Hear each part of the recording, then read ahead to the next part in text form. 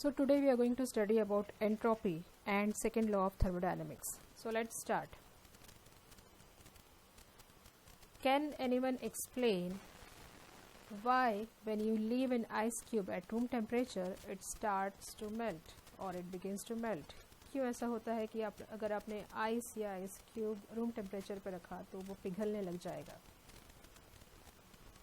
ऐसा क्यों है कि आपकी एज आगे ही बढ़ती है, आप वापस छोटे नहीं हो जाते हैं? ये तो खासकर आप स्टूडेंट्स के लिए है कि आपने देखा होगा कि अगर आपने अपने रूम को बहुत अच्छी तरह से सेट किया तो कुछ वक्त के बाद जैसे टाइम गुजरता है आप पाएंगे कि आपका रूम जो है बहुत ही मेसी हो जाता है. So why it is so? Can you answer this question? Which is more disordered, the glass of ice chips और द ग्लास ऑफ वाटर? कुछ चीज़ें एक ही डायरेक्शन में ऑपरेट होती है जिसको कि हम कहते हैं एरो ऑफ टाइम, और ये एरो ऑफ टाइम, ये जो कॉन्सेप्ट है, it says that natural processes run forward. जितने भी नेचुरल प्रोसेस है वो सिर्फ आगे की ओर बढ़ते हैं और वापस रिवर्स नहीं होते. The arrow of time is derived from second law of thermodynamics which says that entropy increases over time, जो ये कहता है कि एंट्रोपी वक्त के साथ बढ़ती ही जाती है. So the thermodynamic arrow of time is the measurement of disorder within a system. So what is entropy? Entropy is the measure of disorder. The law explains why it is hard to unbreak stuff. कोई भी टूटी हुई चीज़ों को वापस हम जोड़ नहीं पाते हैं जैसे कि वो पहले थी. तो ये लॉ हमें ये एक्सप्लेन करता है, और एंट्रोपी किस तरह से यूनिवर्स में इंक्रीज हो रही है ये हम देखेंगे. नाउ एंट्रोपी स्टडी करने के लिए हम पहले देखते हैं कि थर्मोडायनेमिक्स में 3 इम्पॉर्टेंट थ्रीज है. There are 3 important threes. पहला ई होता है आपका एनर्जी, दूसरा ई है इक्विलिब्रियम जो हमने अभी तक पढ़ा था. सो this is the second E, it is equilibrium. And the third E is of course entropy. अब ये जो एंट्रोपी है ये टर्म सबसे पहले साइंटिस्ट रुडोल्फ क्लॉसियस ने दिया था सेकेंड लॉ ऑफ थर्मोडायनेमिक्स के through. This word is taken from the word Greek word trophy. Entropy जो वर्ड है ये ग्रीक वर्ड ट्रॉपी से लिया गया है जिसका का मतलब होता है transformation. So it means transformation. So tropy means transformation. It means that this entropy also indicate some transformation. Entropy एक एक्सटेंसिव प्रॉपर्टी है. हमने देखा था कि एक्सटेंसिव प्रॉपर्टी क्या होती है, इंटेंसिव प्रॉपर्टी क्या होती है. So this entropy is an extensive property, which means that it depends on mass of the system. और इसका यूनिट जो लिया जाता है वो है जूल पर केल्विन. एंट्रोपी इज हीट और एनर्जी चेंज पर degree kelvin temperature.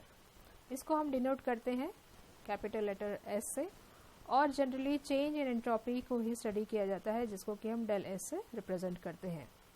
So entropy it plays a central role in the study of thermodynamics, and it has been introduced through the concept of working of heat engines. तो हम आगे इसको detail में देखेंगे.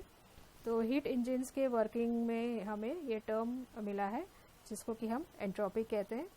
Entropy जो है हमारे लिए काफ़ी इम्पॉर्टेंट है, और इसका जो रिलेशनशिप है जो साइंटिस्ट ने इसमें वर्क किया है वो है Sadi Carnot, James Joule, William Thomson जिसको कि हम लॉर्ड केल्विन कहते हैं, और Rudolf Clausius, Max Planck and all others. तो ये सारे लोगों ने इस टर्म को हमें दिया है. Entropy of A system is not measured in absolute term, जैसे कि हमने देखा कि यहाँ पर एस, कैपिटल लेटर एस जो है एब्सोल्यूट टर्म में है, लेकिन हम इसको चेंज के तौर पे स्टडी करते हैं.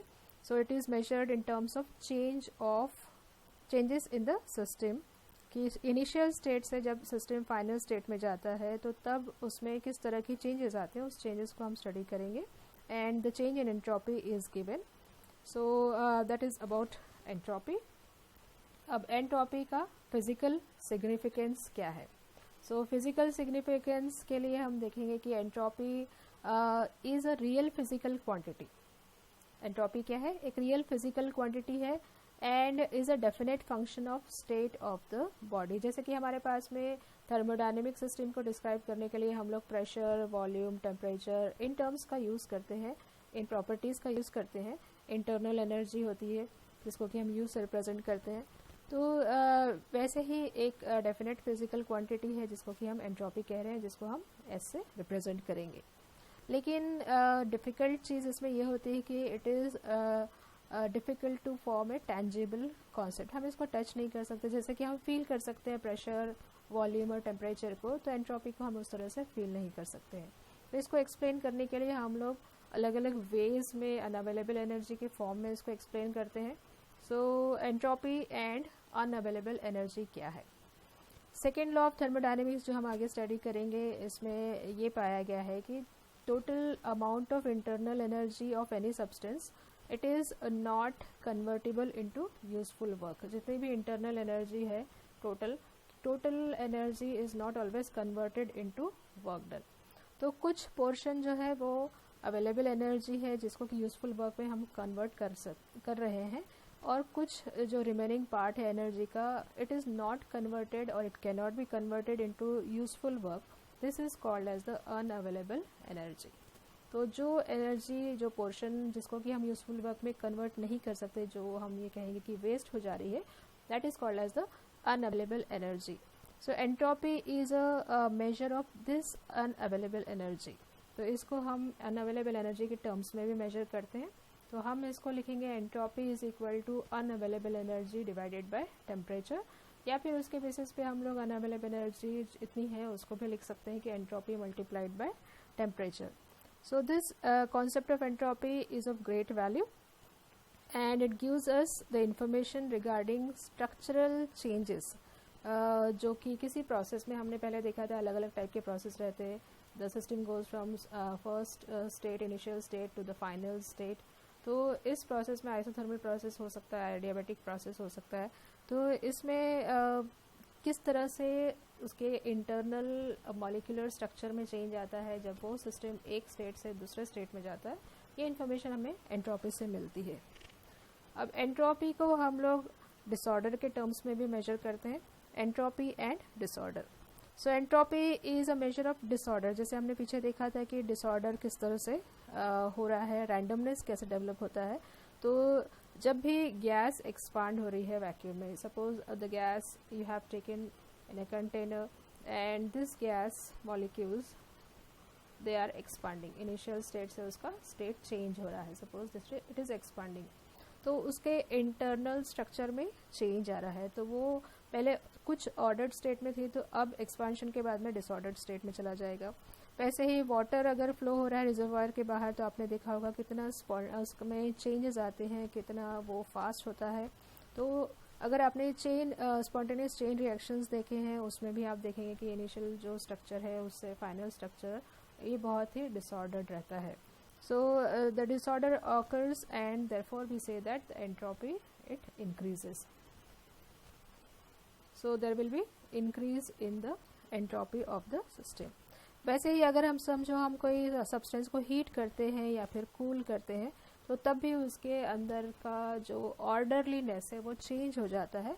और इसका ये मतलब हुआ है कि एंट्रोपी जो है इम्प्लाइज कि transition from ordered state to the less ordered state. अगर ये समझो हम कहते हैं कि this is an ordered state जिसमें कि मॉलिक्यूल्स इस तरह से अरेंज्ड है एक सीक्वेंस में, और जब आपने इसको हीट किया तो मॉलिक्यूल्स की काइनेटिक एनर्जी बढ़ जाती है और इसमें मोशन डेवलप हो जाएगा सपोज, तो इनका ऑर्डरली स्टेट जो है वो अब चेंज होने लग जाएगा।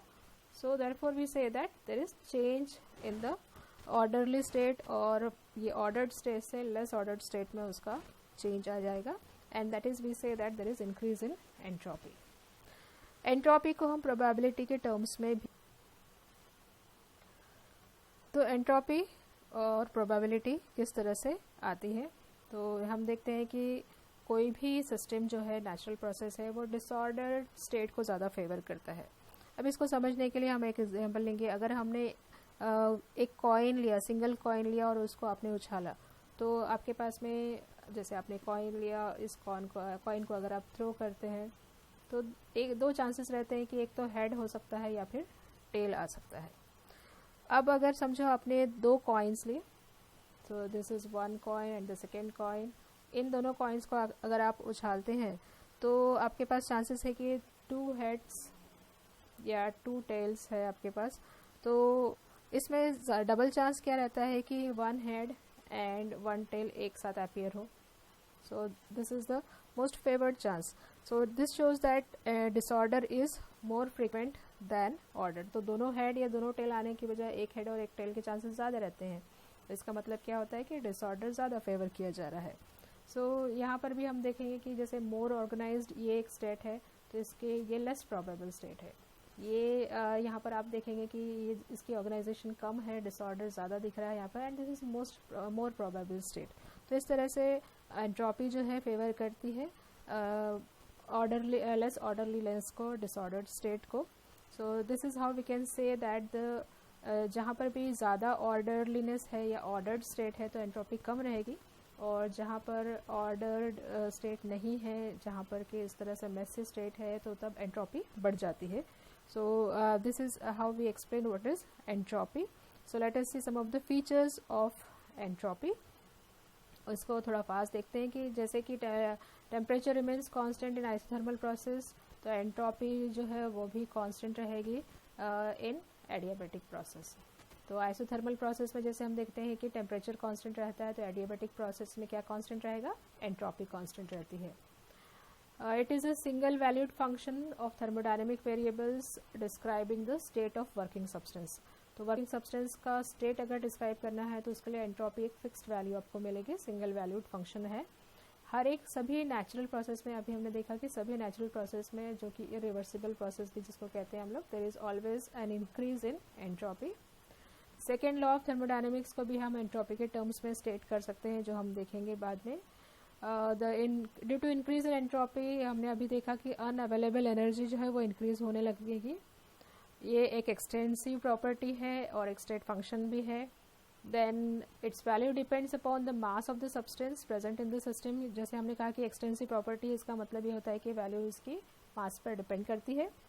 चेंज इन एंट्रोपी फाइंड करने के लिए हम लोग entropy of the final state minus entropy of the initial state करके फाइंड करते हैं। इक्विलिब्रियम स्टेट में चेंज इन एंट्रोपी हमेशा ज़ीरो रहेगी। साइक्लिक प्रोसेस के लिए चेंज इन एंट्रोपी ज़ीरो रहती है। नेचुरल प्रोसेसेस में हमेशा एंट्रोपी इंक्रीज होती है, इसलिए हम लिखेंगे कि del S is greater than zero. Adiabatic process में एंट्रोपी कांस्टेंट रहेगी, इसका मतलब change in entropy will be zero. And the unit of entropy is that it is measured in calories per degree kelvin, जिसको कि calories per degree kelvin या फिर ऐसा unit में जूल्स पर केल्विन या किलो कैलोरीज पर kelvin के terms में लिखेंगे। तो आगे हम देखेंगे रिवर्सिबल और इरिवर्सिबल प्रोसेस क्या होते हैं। इरिवर्सिबल और रिवर्सिबल प्रोसेस स्टडी करेंगे क्योंकि हमें इसके बेसिस पे सेकेंड लॉ ऑफ थर्मोडायनेमिक्स को समझना है। So what is a reversible process? Reversible process हमने देखा था कि the process in which the system and the surroundings can be restored to the initial state और from the final state without producing any changes in the thermodynamic properties of the universe. It is called as the reversible process. इसके पहले भी कुछ lectures में हमने देखा है reversible process क्या होते हैं। जैसे एग्जाम्पल हमने लिया fusion of ice, that is a reversible process. अब फ्यूजन ऑफ आइस क्या होता है? अगर समझो हमने 1 ग्राम ऑफ आइस लिया at 0 degree Celsius, so what we are taking 1 gram of ice at 0 degree Celsius. इसको हमें 80 कैलोरीज ऑफ हीट सप्लाई करना पड़ेगा to convert it into water.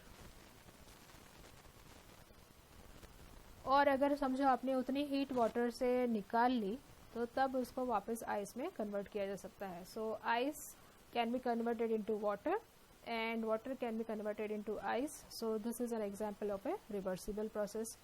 उसी तरह से अगर आपने 1 ग्राम ऑफ वाटर ले लिया एट 100 डिग्री सेल्सियस और इसको हमने कन्वर्ट करना है स्टीम में, तो हमें सप्लाई करना पड़ेगा 536 कैलोरीज ऑफ हीट और अगर इतनी हीट अगर स्टीम से आप निकाल लेते हैं तो वापस से वो वाटर में कन्वर्ट हो जाएगा. सो it means that vaporisation of water is also a reversible process.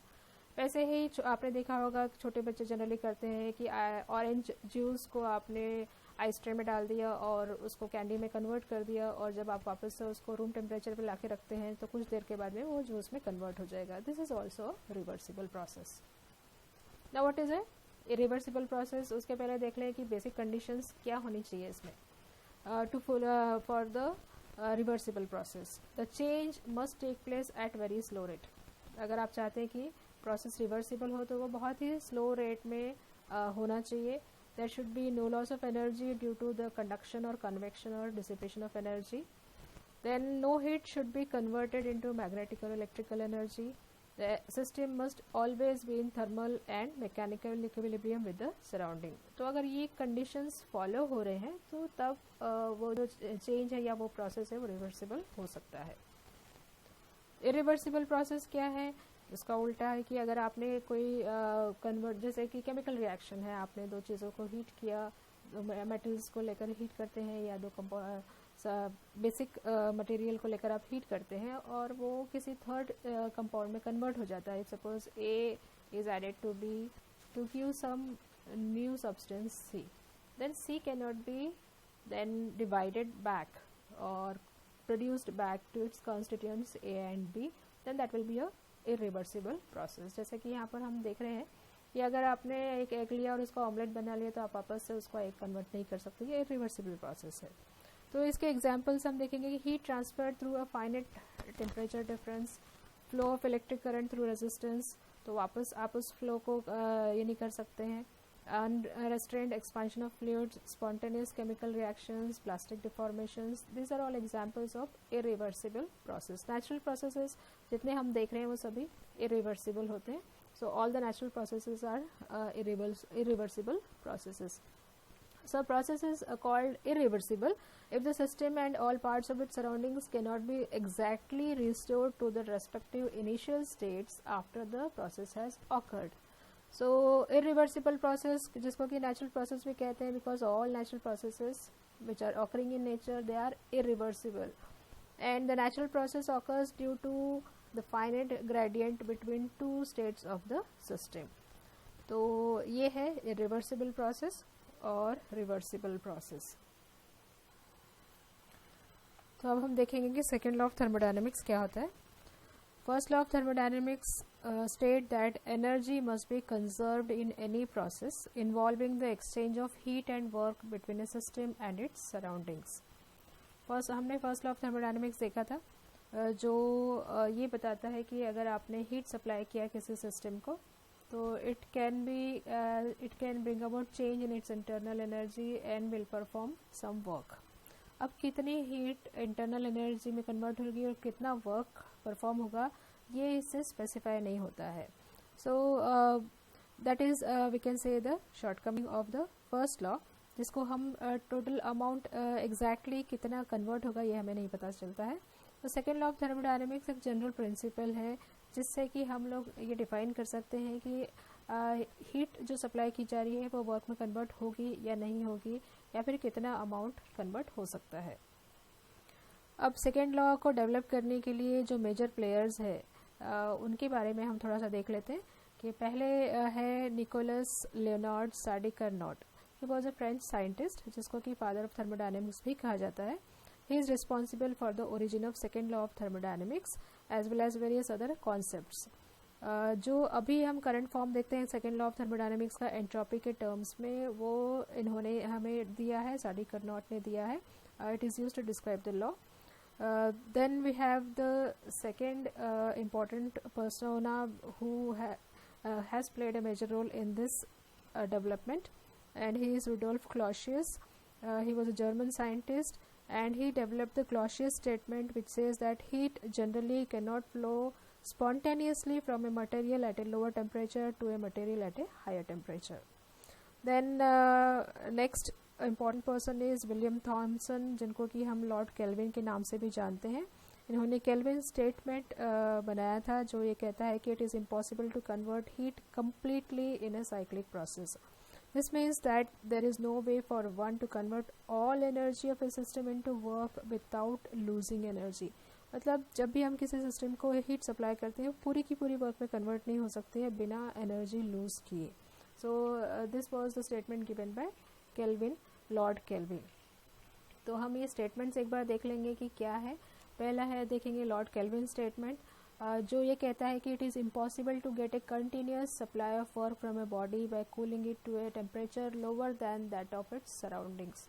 तो सराउंडिंग टेम्परेचर पे डिपेंड करता है कि कौन सी बॉडी कितनी कूल होगी और कितना वो वर्क को सप्लाई कर सकती है. So it means that we can also state in other way it is impossible to derive a continuous supply of work by cooling a body to a temperature lower than that of its of the coldest of its surroundings.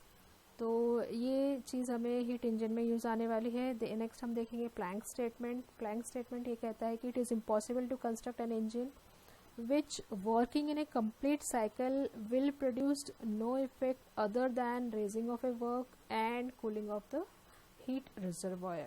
तो हम heat engine study करेंगे तब हमें ये statement बहुत अच्छी तरह से समझ में आ जाएंगे कि रिजर्वायर क्या है, हीट सोर्स क्या होता है. So let us just see the statement at this time. Then we have Kelvin-Planck statement. It is impossible to construct an engine which operating in a cycle has the sole effect of extracting heat from a reservoir and performing an equal amount of work. So ये statement ये कहता है कि only part of heat absorbed by the heat engine from a high temperature is converted to work. Remaining heat must be rejected to the low temperature. तो हम अभी देखते हैं कि Clausius statement क्या है. Clausius statement ये कहता है कि it is impossible for a self-acting machine working in a cyclic process unaided by external agency to transfer heat from a body at a lower temperature to a body at a higher temperature. तो Clausius statement ये कहता है कि कोई भी body अपने आप lower temperature से हायर टेम्परेचर पे हीट को ट्रांसफ़र नहीं कर सकती.